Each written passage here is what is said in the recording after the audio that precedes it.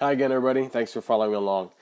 This is homework 10.3 that we're going through, and I'm actually doing the problems with you for you to follow along with. So this is problem 8.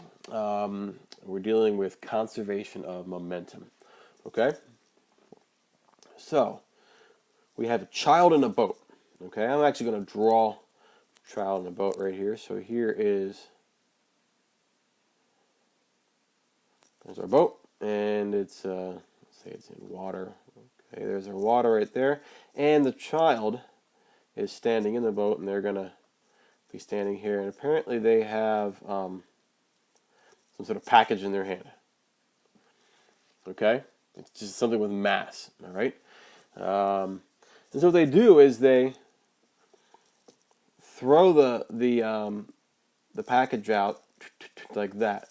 All right, they propel it out that way. It's like a bullet in a gun being propelled out one end, and what's going to happen to the rest of the gun? It's going to move the other way.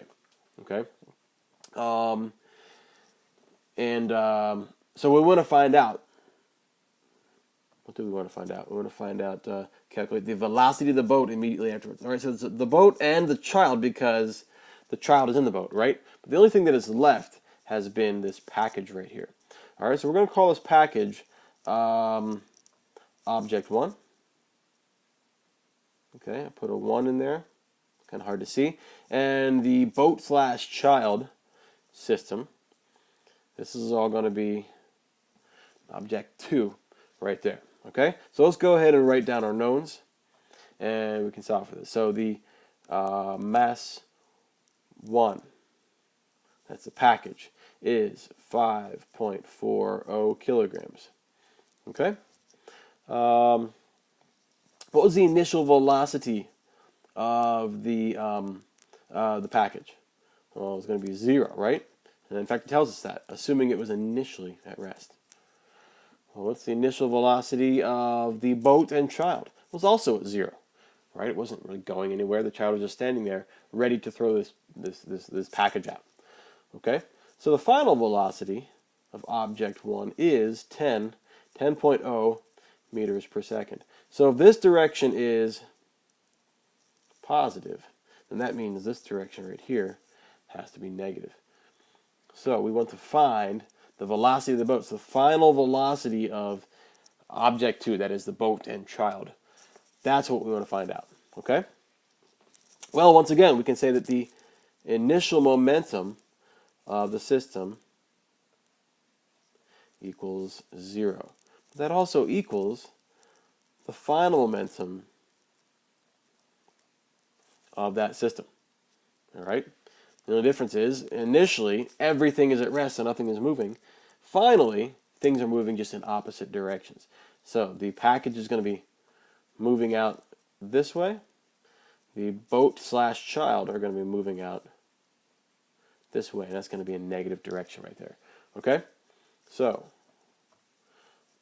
0 equals the final momentum of the system. Well, that's going to be momentum final of 1 plus momentum final of object 2. All right? We want to find the final velocity of 2. So we're going to get it all by itself. Actually, in previous problems, we expanded this out and then moved final momentum of the other one over. But I'm just going to subtract it over right now. So I'm going to subtract over final momentum of 1. So it's going to be P final of object 1 equals P final of 2. They have to be moving in opposite directions in order to cancel out to 0, which is what the initial momentum was. Okay, now we can expand these out. So final momentum of the boat and child. Oh, you know what? I didn't write this down. Darn it, I didn't. Mass of the child 2 is 26.0. All right, and the mass of the boat 2 is 55.0. Both of those are kilograms right there. So we're going to say the mass of 2 total is the sum of those. So 55 plus 26, that's what, 61, so 81, right? 81.0 kilograms. That's what we need, okay? So we have the total mass of 2, the total mass of 1, the final velocity of 1. We need to solve for the final velocity of 2. All right, let's expand these out here. So we have negative mass 1, final velocity of 1, equals mass 2, the whole boat child system 2, times final velocity 2. All right, we're solving for that final velocity of 2 right there. So, oh, you know what? I accidentally didn't mean to do that. I put the 2 as a superscript. It looks like it's squared. Final velocity of 2 down at the bottom right there. That's what I wanted to do. Okay? Well, let's divide by mass 2. So the final velocity of 2 is going to be negative m1 v final 1 divided by mass 2. That's going to be 5.40 times, what's a v final 1? That's 10 meters per second, right? 10.0 meters per second in the positive direction. Oh, and I forgot to put the minus sign out front. Okay? Excuse me. Divided by the mass of 2. The mass of 2 is at total 81.0 kilograms, right? 81.0 kilograms. And so the final velocity of 2 is going to be negative, right? And it has to be because 2 is going to be moving in the opposite direction as 1.